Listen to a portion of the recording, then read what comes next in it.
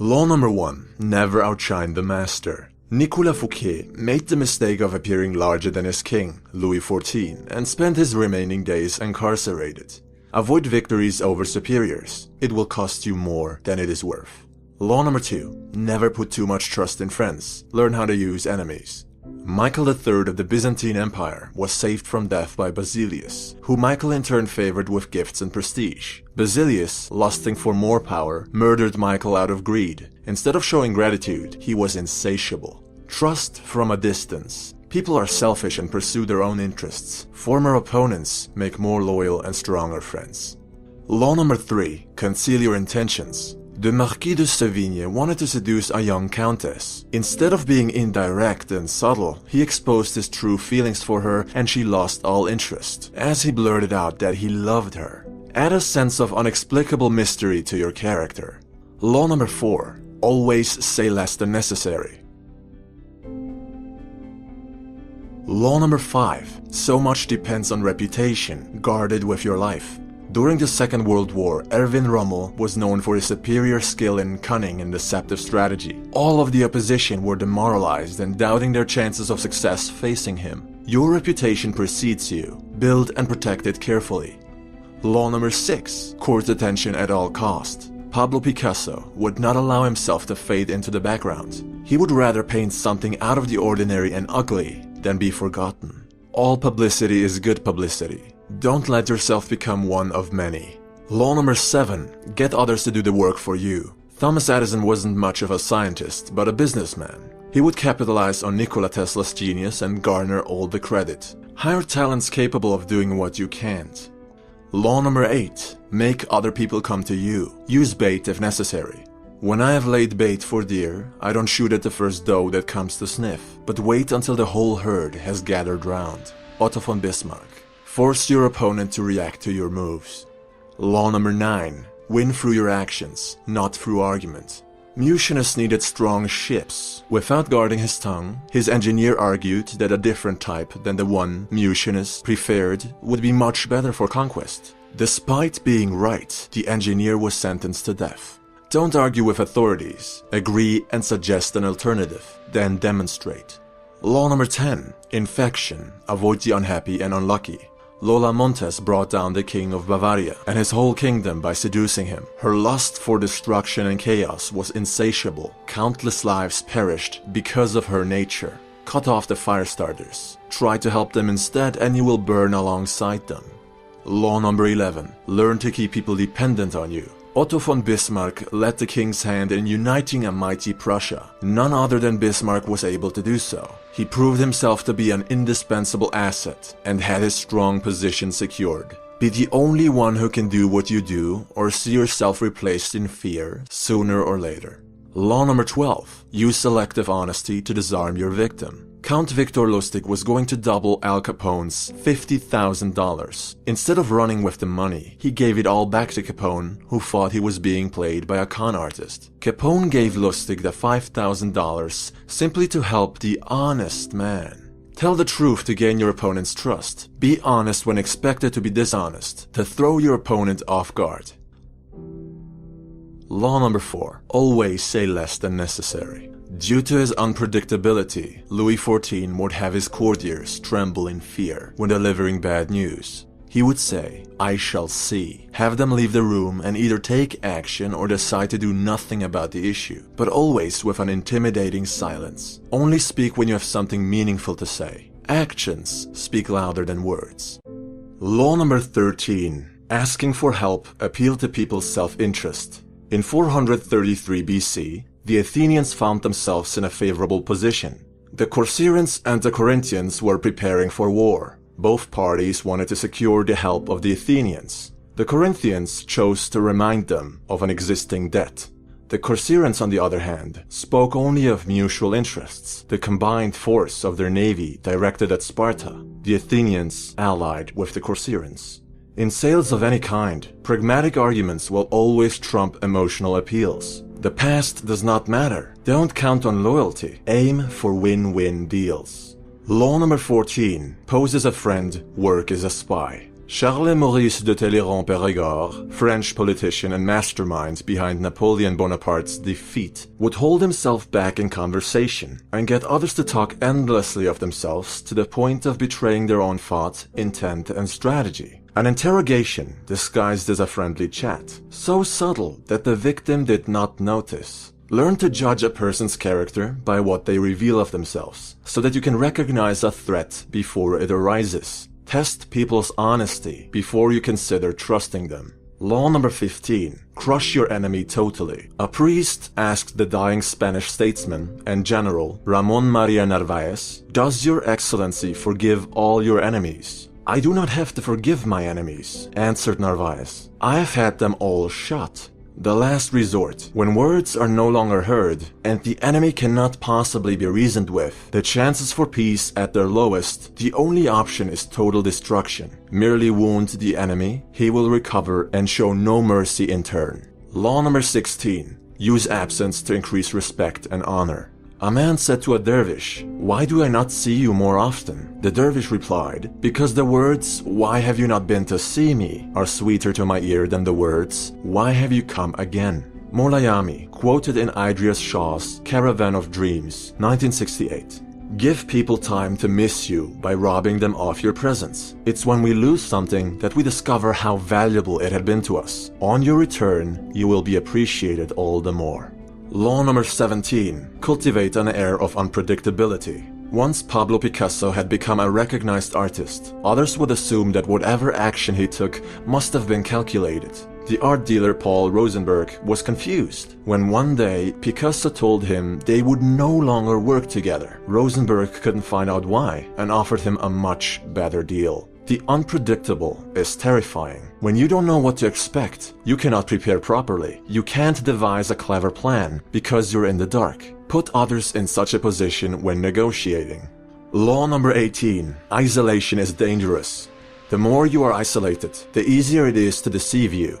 You lose touch with reality. When someone is urging you to cut friends and family out of your life, realize that they want to control and influence you all by themselves. Whether they do this consciously or unconsciously, it is malicious. Be careful in cutting yourself off from others for too long. Introverted or not, you may cause yourself great harm psychologically by pushing others away from you. Law number 19. Do not offend the wrong person. Muhammad, the Shah of Khwarezm and Inalchik, had beheaded Genghis Khan's messengers who had come in peace with great gifts and offerings. The Khan declared war, seized the enemy's capital, and had Inalchik killed, quote, by having molten silver poured into his eyes and ears. Later Genghis Khan seized Samarkand, bringing his brutal conquest of Muhammad's vast empire to an end. What would have become of Adolf Hitler had he been given the chance of becoming an artist? Perhaps history would be very different. Avoid insulting others. You do not know who you are dealing with. Even though we live in a time where everyone is offended, and the level of political correctness borders on absolute madness. Law number 20. Do not commit to anyone. Alcibiades, Greek soldier and statesman, found himself courted by the Athenians and the Spartans because he had influence on the Persians, and honored by the Persians because he had influence over the Greek city-states. Instead of committing to one side, he played all of them in his favor. Committing to someone is like handing yourself over to them. It means more obligations and less control. Law number 21. Play a sucker to catch a sucker. Socrates said, "The only true wisdom is in knowing you know nothing." He didn't actually believe of himself that he did not know anything. It was his way of disarming people. Sometimes you have to play dumb so that the other lets his guard down. Being openly smart is foolish. Being openly foolish is smart. Law number 22. Surrender tactic. Transform weakness into power. The Melians were prompted to surrender, but declined the Athenians' offer. Despite their alliance, the Spartans did not come to the rescue. Melos was conquered and their population slaughtered and sold into slavery. To quote Cardinal de Retz, "Weak people never give way when they ought to. Avoid weakness, but when you find yourself in a weak spot, choose to fight another day. You will lose the current battle, but the war is not over." Law number 23. Concentrate your forces. The greater an empire's territories, the more vulnerability. Great lands need strong borders. Else they may be overrun by another barbarian tribe, as seen with the collapse of Rome. Your armies are strongest when forged together. Divide them, and they may not be able to protect the empire from an invasion. Dedicate your complete focus to one front, using every resource at your disposal, and all of your energy to master your craft through total immersion. Law number 24. Play the perfect courtier. One cannot spell courtiership without Charles Maurice de Talleyrand-Périgord, the man who brought down Napoleon Bonaparte, master of the battlefield, with extreme subtlety. You are a courtier, or courtier, whether you like it or not. You must play the game of power, so you might as well choose to be good at it. The perfect courtier obeys his masters but shines in his own light. He is not powerless, doesn't trust, but appears trustful, doesn't talk much, but finds the right words and the right timing when he does. Everyone likes him. He is charming, witty, and helpful. He appears to be neutral, a paragon of honesty and fairness. He always has a genuine smile on his face, and we don't doubt his intentions for 1 second. Although he is a great talent, we do not feel threatened by him. We seek him as an ally. This way, the perfect courtier holds more power than the king himself without the dangers of that position. As we target the highest authorities, he's in the shadows observing the current state of the chessboard. Pieces may fall and be sacrificed on both ends, but he is winning regardless. Learn the art of courtiership. Law number 25. Recreate yourself. Others will call you what they think you are, or what they think they see in you. It's all superficial. Every now and again, you'll receive a genuine compliment. But your parents, friends, society, even your government, expects you to be someone or something else. It's important that you choose to be whatever you want to be, and that you feel free to change whenever you like. You have the freedom to dismiss the opinions of others, even to put on a good show like Gaius Julius Caesar. The world is your stage. It's up to you what role you want to play. Think of life like a book, and you're writing it. You're the main character, so act like it. Law number 26. Keep your hands clean. As written in Niccolò Machiavelli's letter to the prince, Cesare Borgia was using Ramiro di Orco as a tool to take gruesome action against all of his enemies. In the end, he used him as a scapegoat, put the full blame on di Orco, and threw lavish banquets for the common folk, presenting not only his clean slate, but positive change. It is the ultimate act of betrayal, to have someone's back only to find out they've been using you this whole time. Avoid falling into the trap of being someone's cat's paw, or scapegoat. Law number 27. Play on people's need to believe. There are two different types of people in the world. Those who want to know and those who want to believe. Friedrich Nietzsche. We strive to find meaning in a world full of formless chaos. Hence, most of us resort to the comfort of believing in unproven divine entities. Your quest for answers and your need to belong is used against you, whether for your recruitment as a mindless disciple or your loyal customership for a particular brand. Christopher Hitchens wrote, "Beware the irrational, however seductive. Shun the transcendent, and all who invite you to subordinate or annihilate yourself." End quote. If someone claims to have all the answers, they are full of shit. Fall prey to them, and all you are doing is giving more power to those who don't have your best interest at heart. You cannot let others think for you. If something doesn't make sense to you, perhaps like right now, feel free to dismiss it, but consider doing so on your own behalf. Law number 28. Enter action with boldness. If you're confident enough to play the role of Monsieur Lustig, one of the greatest con artists in history, selling the Eiffel Tower to greedy scrap metal business owners looking to make a fortune overnight for millions of dollars, not once but twice, one thing is crystal clear. You're not playing around. You don't hesitate, and your moves have a high rate of success, be that in seduction, strategy, or power games. There's that one split second before a box fight where Mike Tyson's opponent will flinch and break eye contact. He already knows he's beaten. There's that scene where Marco Polo and Kublai Khan stare down a wolf. It's hesitation versus boldness. In order to be fearless, you need courage. Be bold.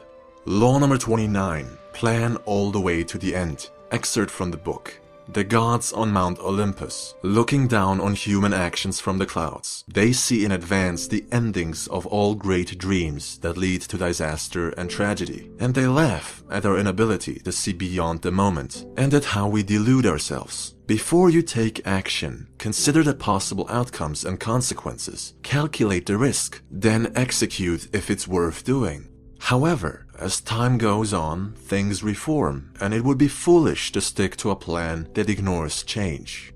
Law number 30. Make your accomplishments seem effortless.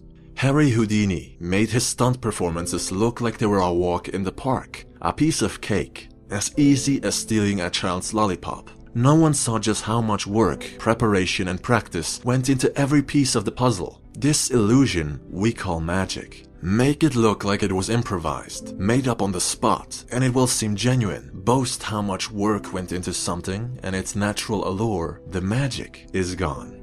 Law number 31. Get others to play with the cards you deal. Ivan the Terrible let Russia choose between him as their Tsar or total destruction from its enemies, the Boyars. He made them see that they could only possibly be protected by him. It wasn't really a choice, and the Russians probably had other options that they were unaware of.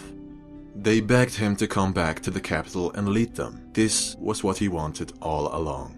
People like to think they have a choice. Present them options that will work for you either way. This is the norm in elections and anything of real importance. Just like Houdini's performance, it is an illusion.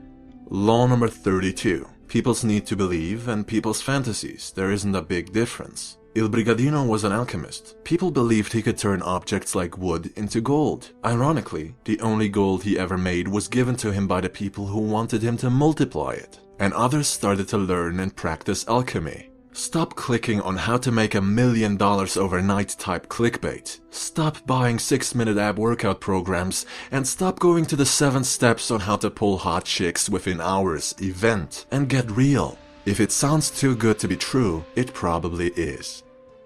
Law number 33. Discover each man's thumbscrew. Cardinal Richelieu would find out the weaknesses of everyone around him, then worked on it by being useful to them until they were of no use to him. One by one, he worked his way up to the king, who at the time was a mere child. Know the weak spots of your opponents, the crack in their defense, and you will know what to work with when you need it. In reverse, do not betray your own weaknesses. Law number 34. Be royal in your own fashion. Act like a king. Christopher Columbus did not accept his low standing in the world he was born. He recreated his family tree, married into nobility, and peddled with kings.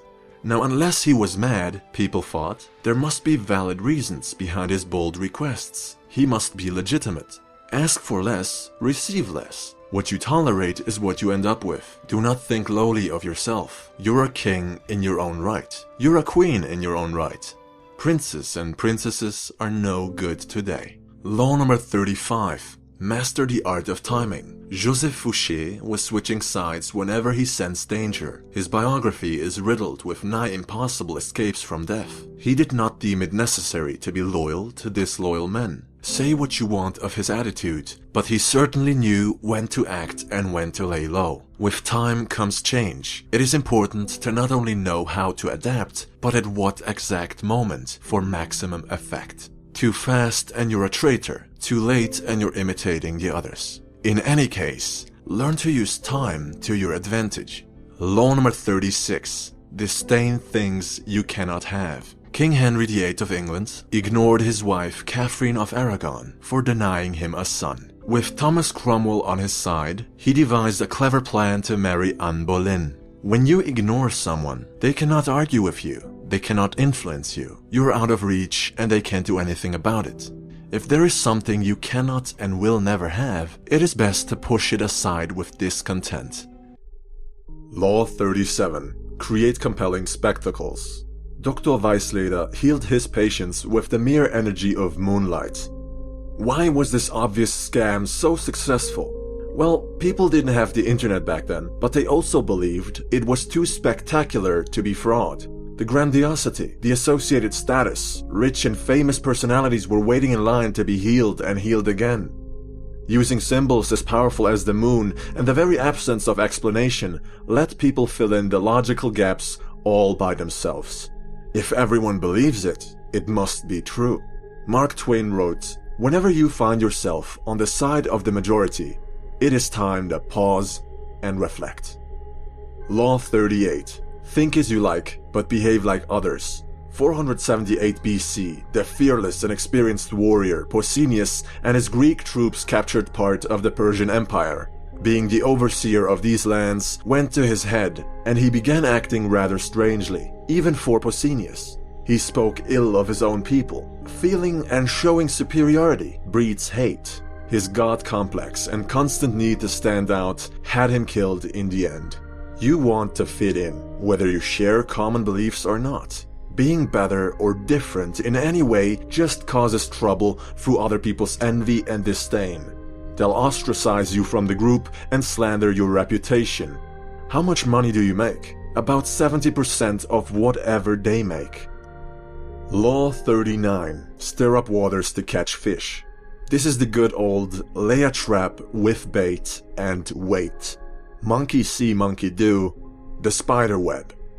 Mice desire cheese so much, they won't even see the obvious construction around it. When you know your enemies and their weaknesses, you know what they react to, and you use this knowledge against them. Create a false alarm. They'll make a run to save what they hold so dearly and weaken themselves by exposing their flank. That's where you hit them. That's certainly where they will hit you if you fall for it. Keep yourself from being reactive. All that rage, blinding emotions, fear, desire, it makes you predictable and it makes you weak. Don't be impulsive. Law 40. Despise the free lunch. Louis XIV had an eagle eye for the strategic power of money. He would gift paintings of great value to people who didn't like him very much, until then. This way, he got nobility, the keys to power, on his side. At the same time, he increased operational costs for the aristocrats who wanted him gone. It's ingenious. He took money from his enemies and gave it to his new friends. 2 birds with 1 stone. This is one of my favorite laws because it states that cheap misers miss out on opportunities. It pays to be generous, and it pays not to accept free gifts. What is the return of investment on paying for someone's coffee? You sit down at Starbucks with an influential, connected, and experienced entrepreneur. You get to talk to him for 10 minutes, ask his advice, learn from his mistakes. I don't care if the coffee costs $50, I'm paying because there is a lot of upside. Law 41. Avoid stepping into a great man's shoes. Alexander the Great's father had set the standard of achievement very high. Alexander wasn't going to be content in his father's shadow. He wasn't going to rest on his father's and later on his own laurels. When Alexander saw the breadth of his domain, he wept, for there were no more worlds to conquer. Now, imagine if Alexander the Great had had a son who wanted to be a conqueror. That he would pale in comparison is an understatement. Not a soul would have attributed his success to him, for he'd achieve everything on the shoulders of his father. Don't make it your life's task to be better at being someone else. Instead, go your own way. Unapologetically be your best self. Law 42. Strike the shepherd and the sheep will scatter. When the tree falls, the monkeys scatter. Cut the snake at the head. What is an army without its generals? Without leadership? Whole empires have been secured off of conscientious leaders with iron willpower and vision. Take them away, and much like Alexander's empire after his death, they break apart and crumble, turning on each other, defecting and deserting. Often the glue that sticks everything together consists of a few key people at the top in any kind of organization, any kind of social group or hierarchy. Do with this information what you will. Law 43. Work on the heart and mind of others. October of 1793, the French Revolution declared the end of the monarchy. Marie Antoinette knelt at the guillotine, for she never cared about the people's opinion of her as their queen. She thought herself above the common folk. Pampered and disgustingly narcissistic, she paid the price, never learning from her mistakes. You should influence people and win friends, as Dale Carnegie suggests. It is more than beneficial to be recognized for your kindness and helpful demeanor. Be agreeable or face the consequences of being indifferent. Be humble or be humbled. Law 44. Disarm and infuriate with the mirror effect. Alcibiades charmed the Athenians, got accused of profaning sacred statues and fled.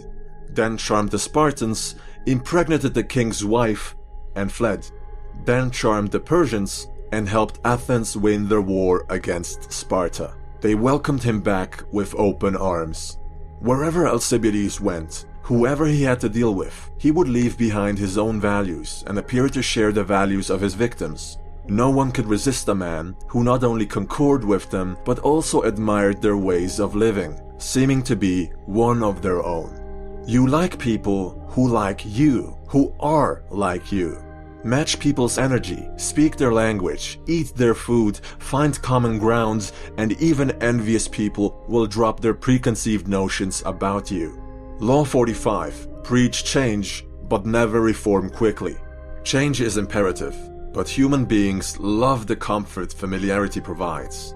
The unknown, disorder, and chaos are very disruptive and undesirable to us, even when it is for the better.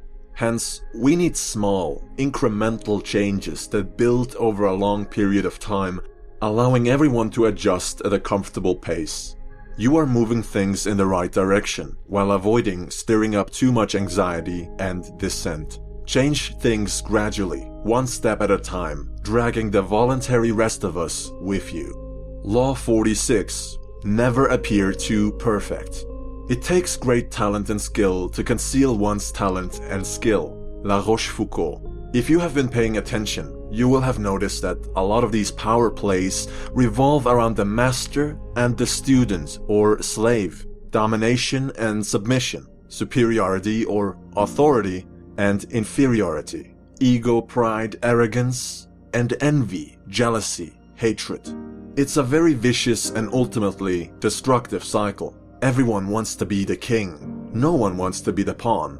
Me, I don't want to be a pawn, but I don't want to be the king either. I don't want to envy nor be envied. I want to be the faceless man behind the throne. I don't want to be on the chessboard. I don't want to be a visible target, but I still want to win at the game of power, no matter what side loses. Law 47. In victory, learn when to stop. In 1751, Madame de Pompadour found herself unable to satisfy Louis XV's lust. To hold on to her privileged position, she arranged younger, prettier women to keep the king happy. This was a loss, for she had to swallow her pride and share Louis with others. They, however, could not compete with her charm, talents, taste, and flawless sense for fashion. Her reign as mistress had lasted an unprecedented 20 years. Don't push too far or you risk losing it all. Know when to take a loss and move on.